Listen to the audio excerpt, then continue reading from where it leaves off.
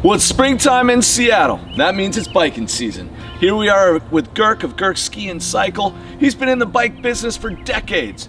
Today, we're going to talk about e-bikes and tell you which e-bike might be great for you. In this review, we're going to go deep into the Specialized Vado 3.0. Vado 3.0. The Vado family is a great balance between comfort and performance. It's our probably most popular commuter bike. If you notice that the saddle is a little skinnier, designed to be bent a little more aerodynamically on the bike. Handlebars are down a little bit. So when you get on this bike, you're in a riding position that's, you know, efficient, fast, aerodynamic. You can get up and go on this bike. Plenty of power. Battery takes about 30 miles. Motor completely integrated into the bottom bracket. Has a smart feature that's controlled by your iPhone or Android phone for that matter, smartphone. And you can program in how far you want to go, how much power you want left. It gets you home with plenty of power to spare. Okay. Fender stock, great for commuting. The shock, it's not a mountain bike, it's a comfort shock, so it just takes out all the road vibration. Nice. So it makes that 20-30 mile commute into work just super smooth, super easy. And who's this good for? So if you're commuting in and out, you're saving money on parking, you're saving money on gas. Maybe you can get away with not having a commuter car. You have a commuter bike. You're getting some exercise, even though it's an e-bike. You can still get your heart rate up. You know, you get into it, what you get out of it.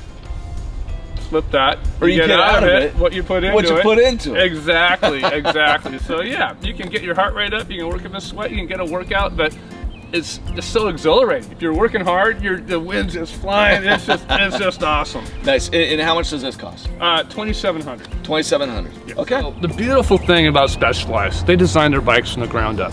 You see a lot of the less expensive e-bikes out there, and there's wires running all over the place, out of the handlebar into the frame. Really fragile, points that get broken really easily. Specialized integrates everything deep inside the bike. So on first glance, it looks like a normal bike. You don't see a lot of awkward wiring, yet you've got integrated headlight, tail light, power button here, control on the handlebar.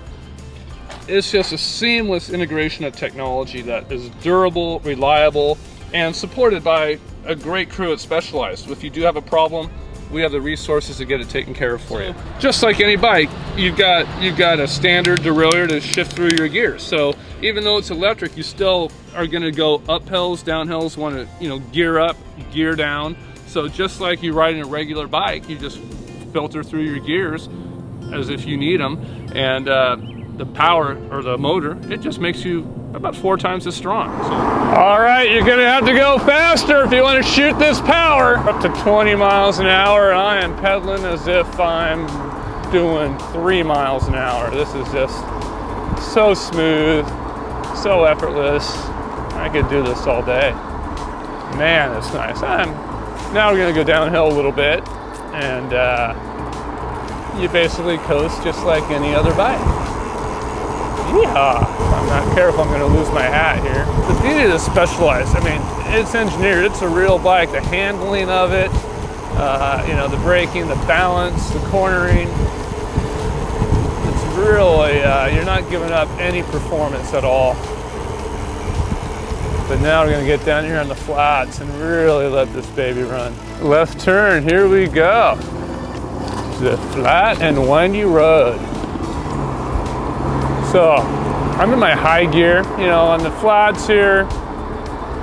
It's I got 1 through 9 on my gear cluster. I'm in 9, going up a little hill here, so I'm going to shift to 8, 7. Gives me a little more torque, picking up some speed. Now I'm pedaling faster than I want to, so I'm going to go back to 8 and 9. Here I am, up to kind of cruising speed. Easy cruising, 23.5 miles an hour. Most people on a race bike would be working pretty hard to maintain 23 miles an hour. I'm doing it not even thinking about breaking a sweat. I could do this all day long. A few of those bikers going the other way right there. Still, it's exhilarating. I mean, the wind blowing through my hair. It's all the same excitement of what you love about bike riding, but it's just effortless. Just effortless. Man, it makes you want to get out here and just do this all day long. beautiful windy road.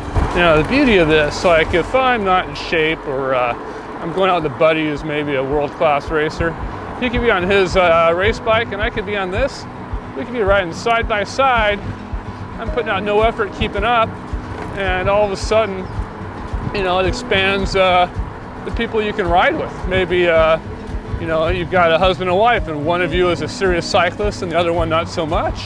Now you can ride together. It's just awesome. Just riding by somebody there with a flat tire on the road. Poor guy.